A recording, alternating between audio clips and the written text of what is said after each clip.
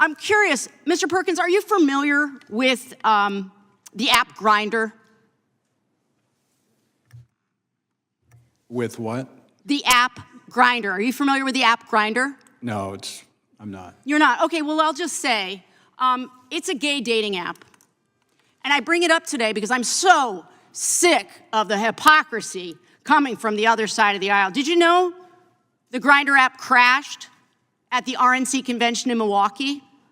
And do you know it crashed again near the Charlie Kirk Memorial? This is no slight to all of those people who were there grieving. I'm just saying, this is the reality. In your own ranks, in your own offices, there are gay Americans who desperately want you to stand up for them.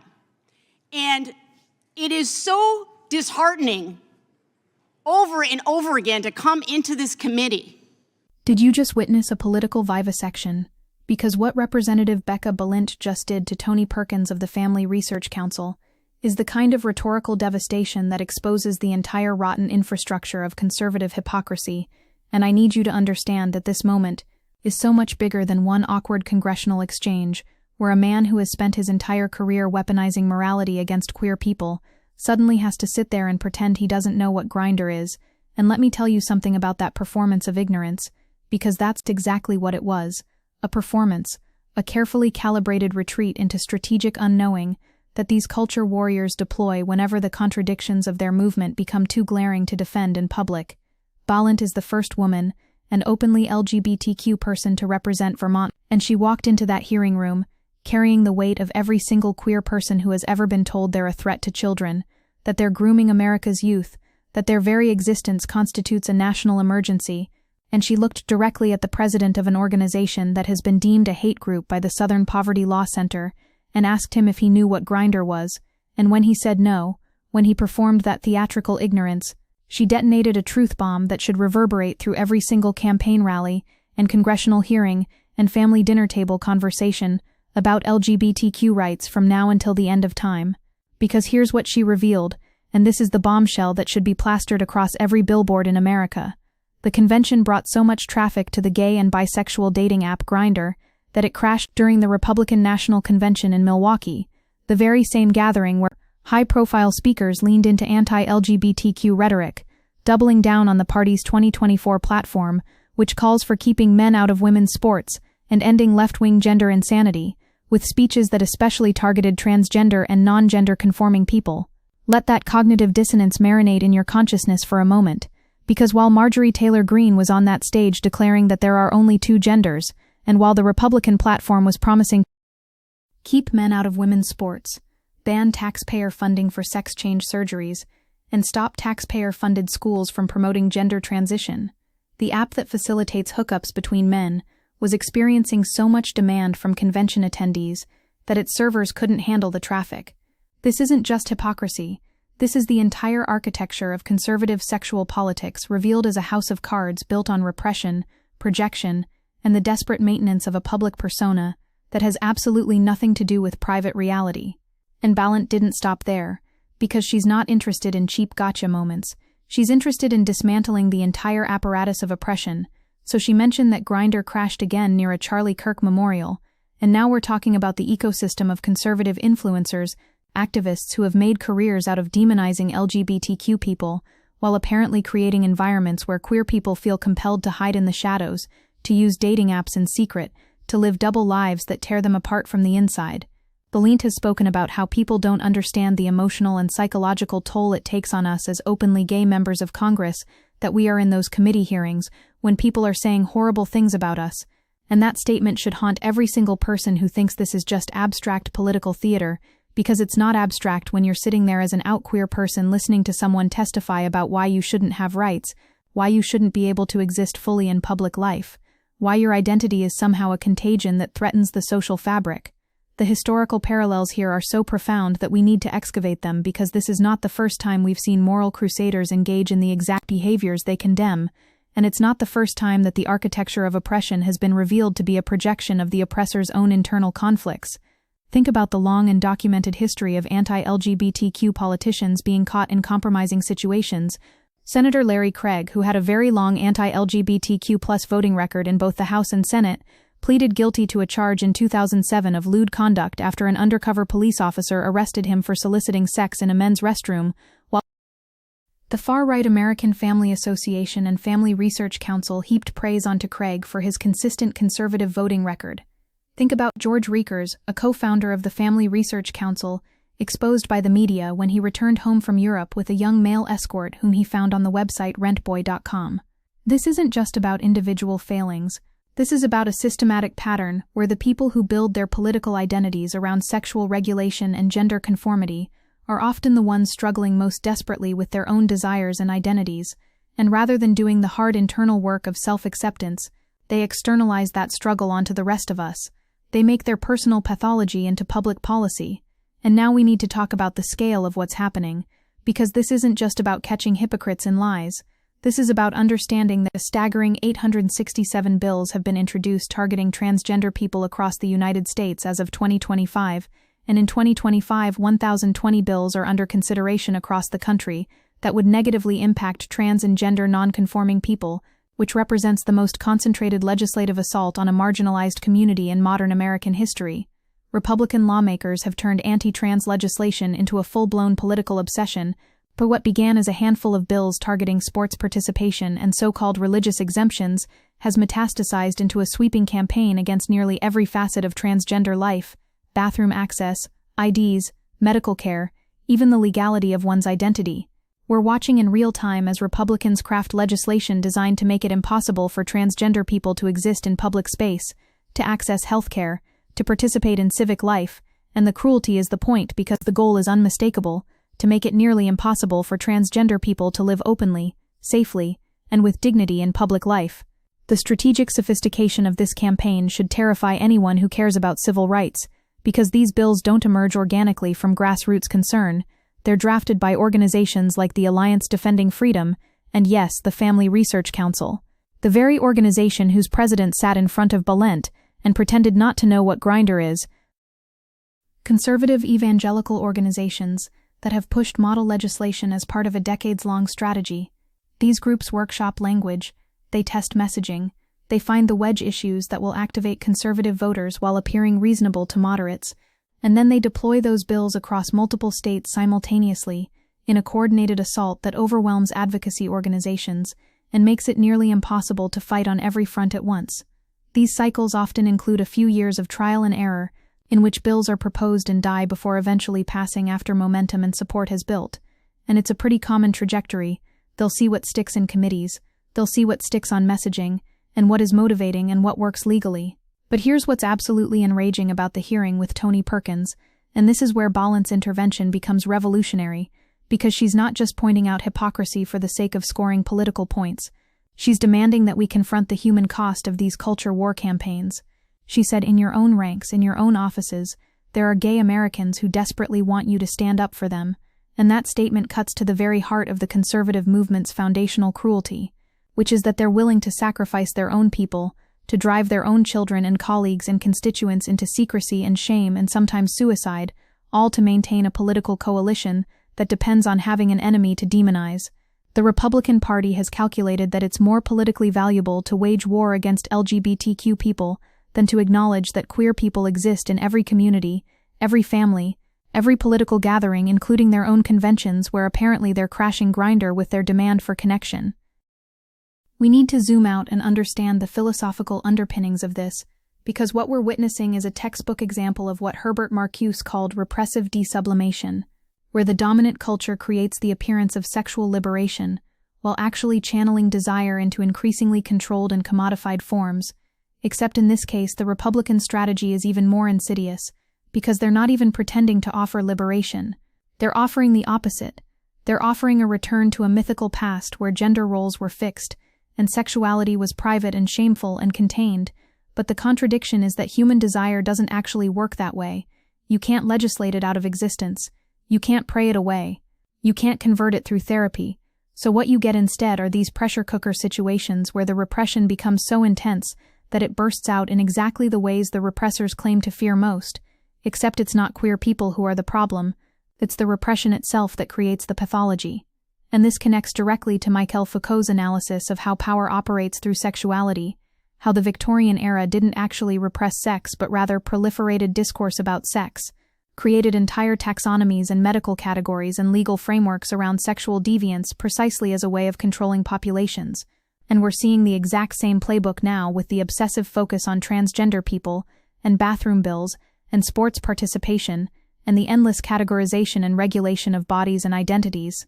The language of sex definition bills has evolved over time, and for years, Republican lawmakers have attempted to put into law a so-called biological definition of what it means to be a woman, to pass anti-trans sports bills and bans on gender-affirming care, but more and more frequently, lawmakers are trying to accomplish the same goals by defining sex based on reproductive capacity. They're trying to create legal definitions that exclude transgender people from existence, to literally define them out of law and public life, and the fact that these definitions keep evolving and failing to hold together coherently reveals that they're working backward from a predetermined conclusion rather than forward from any genuine engagement with biology or social reality. But let's return to the visceral emotional truth of what Balint articulated, because she ended her statement by saying, "It is so disheartening over and over again to come into this committee and be told that somehow I don't," and the transcript cuts off, but we know where that sentence was going. We know she was about to say, "I don't belong," or "I don't deserve rights," or "I don't have the same worth as everyone else." And that incompleteness is actually perfect, because it captures the way that anti-LGBTQ rhetoric doesn't need to complete its sentences. It doesn't need to explicitly state its eliminationist logic, because the implication is always already there. The subtext is that queer people are less than, are other, are threat, are contagion, are anything except full human beings deserving of dignity and rights and existence. She says this onslaught is not just an attack on a community, but also a dangerous precedent for democracy itself, because once you establish that the government can regulate identity and expression, and healthcare, and bathroom use and participation in public life for one group, you've created the infrastructure to do it to any group. You've abandoned the principle that individuals have inherent rights that exist prior to and independent of government recognition. The current political moment makes this even more urgent because anti-LGBTQ legislation has increased in recent years, and last year at least 75 anti-LGBTQ laws, including ones that targeted gender-affirming care and school sports, were enacted across 23 states, and we're seeing the federal government under Republican control escalate these attacks to the national level. As state legislatures escalate their assault on transgender rights, the federal government under Trump has doubled down, punishing blue states for protective laws, banning transgender people from military service, investigating teachers for affirming trans students, defunding hospitals that provide care, and targeting organizations simply for acknowledging the word transgender. This is not hyperbole. This is not activists being dramatic.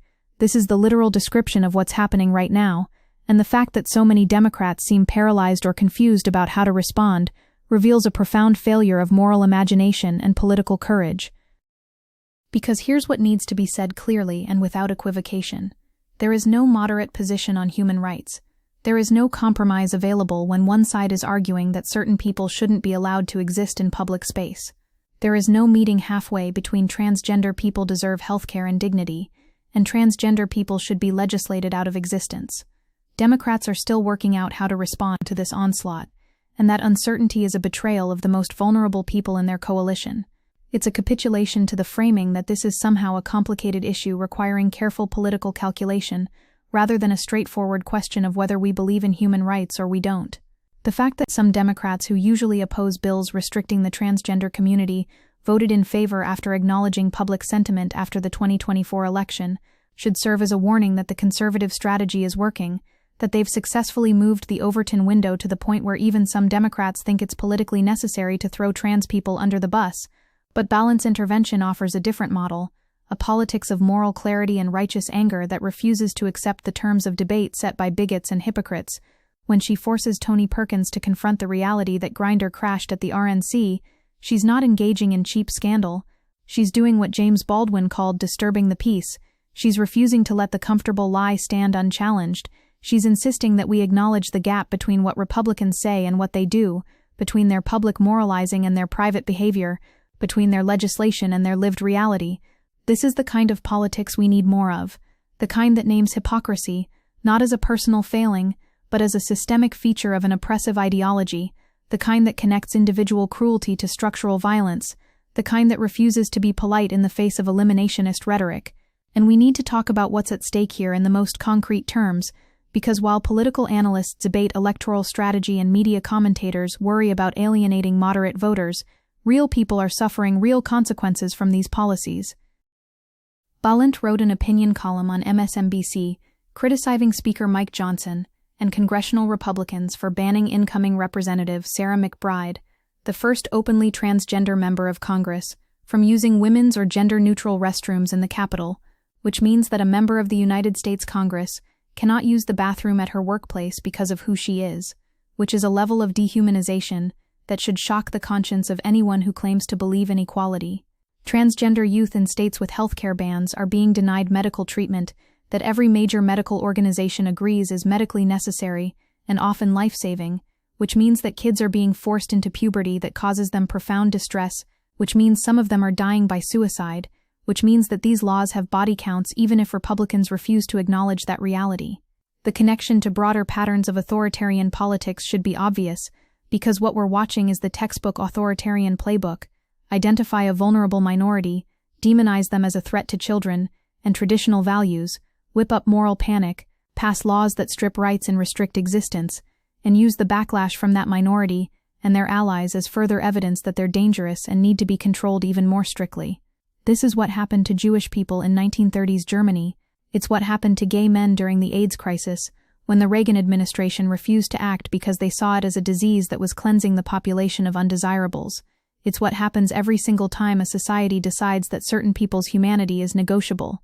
And the fact that it's happening right now in America, in 2025, in the 21st century, in a country that constantly congratulates itself on being a beacon of freedom and democracy, should fill us with rage and urgency, because history shows us that this doesn't stop on its own, that these campaigns of dehumanization accelerate until they're stopped by organized resistance.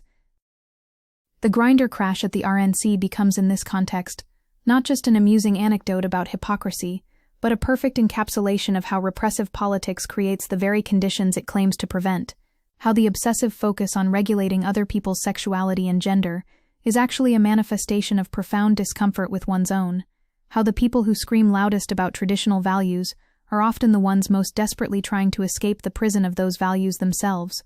And this is tragic, genuinely tragic, because imagine the world we could have if all that energy spent on repression and legislation and moral panic was instead directed toward creating a society where people could simply be who they are, where sexuality and gender were understood as the beautifully diverse spectrums that they actually are, rather than as threats to be contained and controlled, where Tony Perkins and all the closeted Republicans at that convention and in state houses across America could just live their lives without fear of judgment or condemnation from their own communities.